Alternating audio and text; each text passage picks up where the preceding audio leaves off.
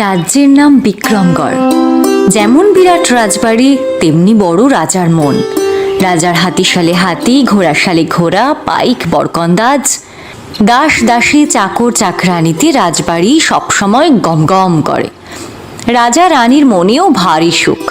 রাজ্যের কোনো জায়গাতেই কোনো অভাব অনটন নেই। রাজার একমাত্র পুত্র নীলকুমার। রাজপুত্র খুব রূপবান। রাজপুত্র ঘোড়ায় চড়া, অস্ত্র চালানো, বিদ্যাচর্চায় খুব পারদর্শী। রাজবাড়ির বিরাট বাগান। বাগানের একদিকে পুকুর। সন্ধেবেলা তার জলে চাঁদের আলো ঝলমল করে। রাজপুত্র সেই বাগানে এসে মাঝে মাঝেই বসে। ওহ, কি সুন্দর চাঁদের আলো, কি সুন্দর বাতাস। প্রাণটা যেন জুড়িয়ে যাচ্ছে। মনে হয় কোথাও হারিয়ে যাই, অনেক অনেক দূরে। ওই আকাশের গায়ে ভেসে যেতে ইচ্ছে করে। রাজকুমার, একা একাই সন্ধেবেলা পুকুর ঘাটে বসে আছো? তুমি কে? কিভাবে এলে এখানে? সব সময় প্রহরীরা পাহারা দিচ্ছে, তোমাকে ওরা ঢুকতে দিল? দেবে না কেন? ওরা আমাকে দেখতেই পায়নি। তাহলে কিভাবে এলে? কেন? ওই আকাশের ওপার থেকে ডানা মেলে উঠতে উঠতে তোমার কাছে এলাম। ডানা মেলে? হ্যাঁ, এই যে আমার ডানা। তুমি কি তাহলে পরীর মেয়ে? তোমাদের কথা অনেক শুনেছি, কোনোদিন এইভাবে নিজের চোখে দেখব ভাবিনি। আমি আমি স্বপ্ন দেখছি না তো? না গো রাজপুত্র, না, আমি সত্যিই তোমার কাছে এসেছি, সেই পরীর রাজ্য থেকে। আমার ডানা মেলে এদিক সেদিক ঘুরে বেড়াতে খুব ভালো লাগে। তারপর আজ এই ভরা জোছনায় নিজেকে আটকে রাখতে পারলাম না, বেরিয়ে পড়লাম। তুমি এদেশ ওদেশ মনের আনন্দে ঘুরে বেড়াও, তোমায় কেউ আটকায় না? হ্যাঁ, বেড়াই তো। আমাদের রাজ্যে সবাই স্বাধীন, আমরা মনের আনন্দে ঘুরে বেড়াই। কি ভালো! আমি আমার রাজ্যের মধ্যেই ঘোড়া ছুটিয়ে ঘুরে বেড়াই, কিন্তু তোমার মতো দূরে, বহু দূরে যেতে পারি না। আমার পাহাড়, সমুদ্র, কত কি দেখার ইচ্ছে। তোমার কি আমার মতো বেরিয়ে পড়তে ইচ্ছে করে? খুব ইচ্ছে করে, কিন্তু কিভাবে? তোমার মতো আমার তো আর ডানা নেই যে ভেসে ভেসে ঘুরবো। তুমি যদি চাও আমি নিয়ে যেতে পারি, কিন্তু তোমার মনটাই যাবে আমার সাথে, শরীরটা না। শরীর নয়? শরীর ছাড়া আমি যাব কিভাবে? আমি কি মরে যাব? ছি ছি, তা কেন? তোমরা স্বপ্ন দেখো না? হ্যাঁ, তা তো দেখি, কিন্তু সে তো স্বপ্ন, সত্যি তো নয়। এইটা তুমি সত্যিই আমার সাথে যাবে?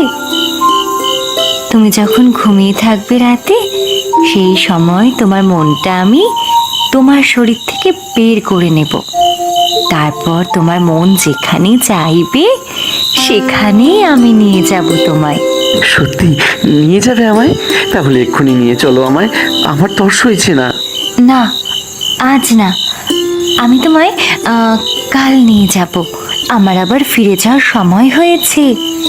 আর একটা কথা মনে রেখো, এই কথা যেন কেউ জানতে না পারে। জানতে পারলে আমি আর তোমাকে কোথাও নিয়ে যাব না। না না না, আমি এই কথা কাউকে বলবো না, কেউ জানতে পারবে না। তুমি আমাকে বিশ্বাস করো। তুমি আবার কবে আসবে? আমি আসবো, তুমি চিন্তা করো না।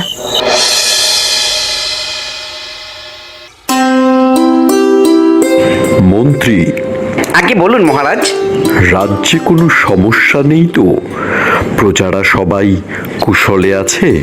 আগে মহারাজ, সবাই ভালো, কোনো অসুবিধে নেই। ভাবছি রাজপুত্র নীল এখন বড় হয়েছে, সে অস্ত্রবিদ্যায়ও পারদর্শী, আইন কানুন সম্বন্ধেও তার যথেষ্ট জ্ঞান।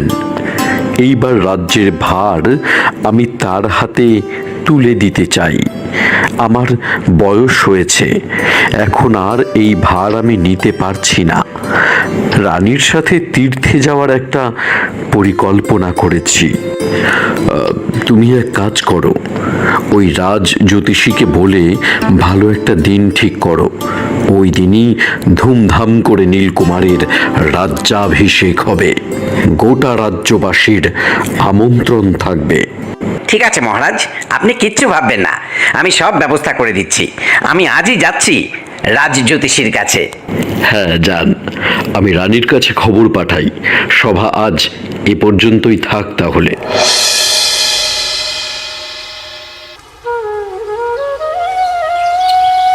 বাহ, খুব ভালো খবর। আমিও ভাবছিলাম নীল আমাদের বেশ বড় হয়েছে, তার হাতে রাজ্যভার তুলে দেওয়ার এটাই উপযুক্ত সময়। আমি আরও ভাবছিলাম যদি তাকে বিবাহ দেওয়া যায় তাহলে আমরা নিশ্চিন্তে তীর্থে যেতে পারি। কেমন হয় বলুন? বেশ তো, তোমার যা ইচ্ছে রানী, আমার এতে অমত নেই। তাহলে আপনি নানা রাজ্যে খবর পাঠান, দেরি করা ঠিক হবে না। আমার নীলকুমারের জন্য উপযুক্ত রাজকুমারী চাই। রূপে গুণে সে নীলকুমারের উপযুক্ত হবে। আপনি কালই চারিদিকে খবর পাঠান। আমার একমাত্র ছেলে, তার বিবাহে আমি কোনো রকম ত্রুটি রাখবো না। তুমি মা, ছেলের বিবাহের জন্য তোমার তো চিন্তা হবেই। ঠিক আছে, আমি কালই সব জায়গায় খবর পাঠাচ্ছি। কিন্তু রাজকুমারের মতামতটাও তো প্রয়োজন। তার সাথে একটু কথা বলো রানী। ও নিয়ে আপনি কিছু ভাববেন না, আমি ওর সাথে কথা বলে নেব।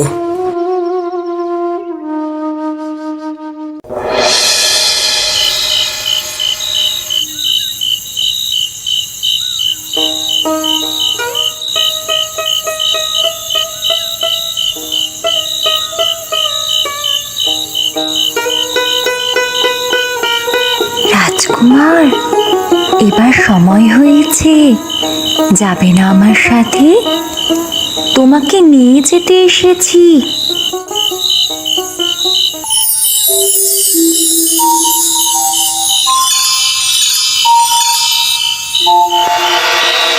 এই তো, তোমার মনটাকে আমি আমার সাথে আমার হাতের মধ্যে নিয়েছি। এবার তোমার মন যেখানে চাইবে সেখানে তোমাকে নিয়ে যাব। তুমি সব দেখতে পাচ্ছ? হ্যাঁ, সব দেখতে পাচ্ছি। এই মেঘের ওপরে নিয়ে চলো, আমি উপর থেকে মেঘ দেখতে চাই, মেঘের ওপরে ভাসতে চাই। আমার আমার খুব আনন্দ হচ্ছে। চলো চলো, মেঘের ওপরে চলো। বেশ, চলো। আমি এখন এই সাদা মেঘের ওপর উড়ে বেড়াতে চাই। ওই যে দূরে বরফ ঘেরা পাহাড় দেখা যাচ্ছে, সেখানে যেতে চাই। আর নিচে যে নীল সমুদ্র, তার ঢেউয়ে ভেসে যেতে চাই। আমায় নিয়ে চলো সেখানে। কুমার, একদিনে এত ঘোরা যায় নাকি? ভোর হতে আর বেশি বাকি নেই। চলো এবার, তোমাকে তো ফিরতে হবে। আবার সেই কোলাহল, সেই রাজবাড়িতে ফিরে যেতে হবে? মন যে চাইছে না। তা কি হয় রাজকুমার? ফিরতে তো তোমাকে হবেই। আমি আবার কাল আসবো, তোমাকে নিয়ে যাব তোমার পছন্দের জায়গায়।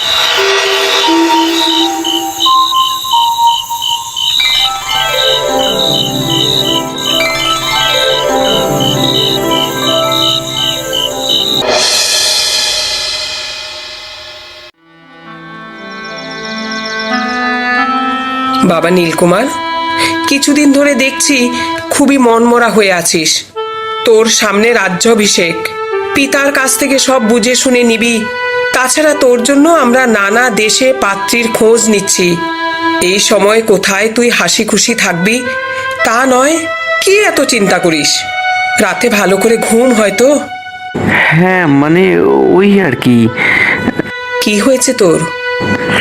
মা, বাবাকে বলো আর কিছুদিন অনুষ্ঠান পিছিয়ে দিতে। আমার এখন এসব ভালো লাগছে না।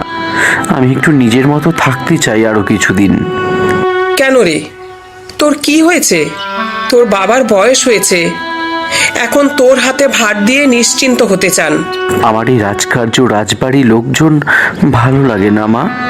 এসব কি বলছিস তুই? এ কথা বলতে নেই বাবা, এটাই তো নিয়ম। তুমি বুঝতে পারবে না, আমায় আরো কিছুদিন নিজের মতো থাকতে দাও। বুঝবো না?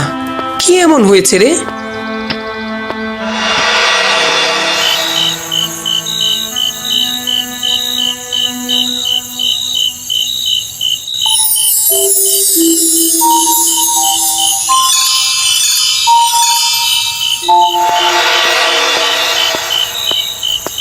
কুমার, আজ কোথায় যাবে? আজ চাঁদের আলোয় সমুদ্র দেখব। ওই নিচে নীল সমুদ্র, একটার পর একটা ঢেউ কেমন হেলে দুলে চলেছে। আমাকে নিয়ে চলো না সেখানে। চলো যাই। দিনক্ষণ প্রায় ঠিক মহারাজ। রাজ্যাভিষেকের জন্য যা যা প্রয়োজন আমি তার সব ব্যবস্থা করে রেখেছি। নীলকুমার যে সময় চাইছে মন্ত্রী, তার নাকি রাজকার্যে মন নেই, তার এসব নাকি ভালো লাগে না। মহারাজ, আমরা সবাই আছি। এই বয়সে মন একটু উড়ে বেড়ায়, আমরা ওনাকে শিখিয়ে পড়িয়ে নেব। আপনি বেশি চিন্তা করবেন না। বেশ, তাই হোক, তাহলে শুরু হোক আয়োজন। মহারাজ, শুনলাম নীলকুমারের জন্য আপনি রাজকন্যা দেখছেন। বিবাহ দিয়ে দিলে ওনার মন শান্ত হয়ে যাবে, দেখবেন সব ঠিক হয়ে গেছে। ঠিক আছে, তাই যেন হয়।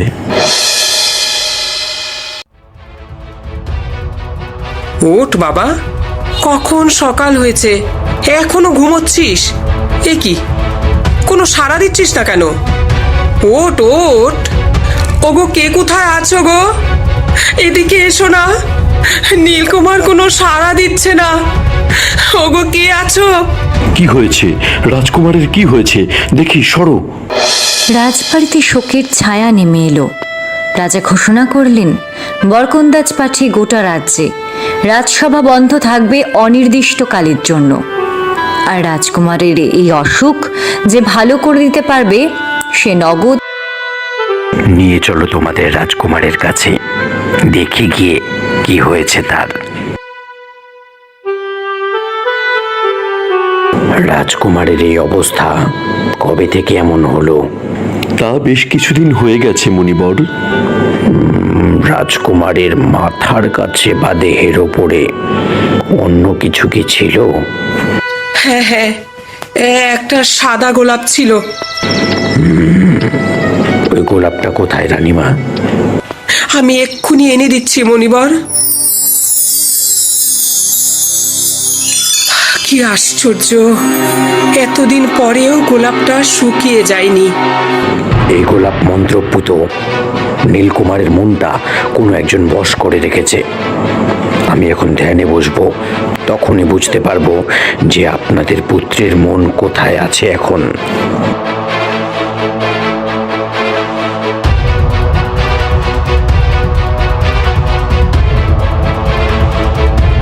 নীলকুমারের মনটা সম্মোহন করে বশ করে রেখেছে আপনাদের মালির মেয়ে। সে রাজকুমারকে মনে মনে ভালোবাসে, সে জাদুটোনা জানে। রাজকুমারকে পাওয়ার জন্য সে তার সম্মোহনী বিদ্যায় পরি সেজে রাজকুমারকে ঘুম পাড়িয়ে তার মনকে বশ করে রেখেছে। প্রতিদিন রাতে নিয়ে যেত তার মন, আবার ভোরে এসে জাগিয়ে দিত রাজকুমারকে। তাকে ধরে নিয়ে এসো। রক্ষী, এক্ষুনি মালির মেয়ে সুগন্ধাকে এনে আমার সামনে হাজির করো। তুমি এক্ষুনি রাজকুমারকে ছেড়ে দাও। তাকে ধরে রেখেছো কেন? আমি রাজকুমারকে ভালোবাসি, আমি তাকে বিয়ে করতে চাই। কিন্তু যখন শুনলাম যে তার জন্য রাজ্যে রাজ্যে খবর পাঠানো হচ্ছে, তার বিয়ের জন্য মেয়ে খোঁজা হচ্ছে, তখন তার মনকে বশ করা ছাড়া আমার আর কোনো উপায় ছিল না।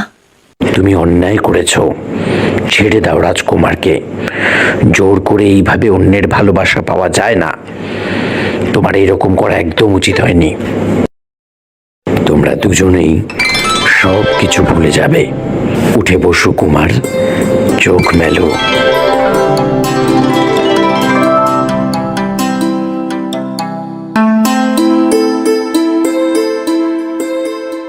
আপনার ঋণ আমি কোনোদিন শোধ করতে পারবো না। আমার ছেলে আবার ফিরে এসেছে। কেউ শঙ্খ বাজাও, উলু দাও। বিক্রমগড়ে এবং রাজপরিবারে আবার আগের মতোই সুখ সমৃদ্ধি সব কিছু ফিরে এলো।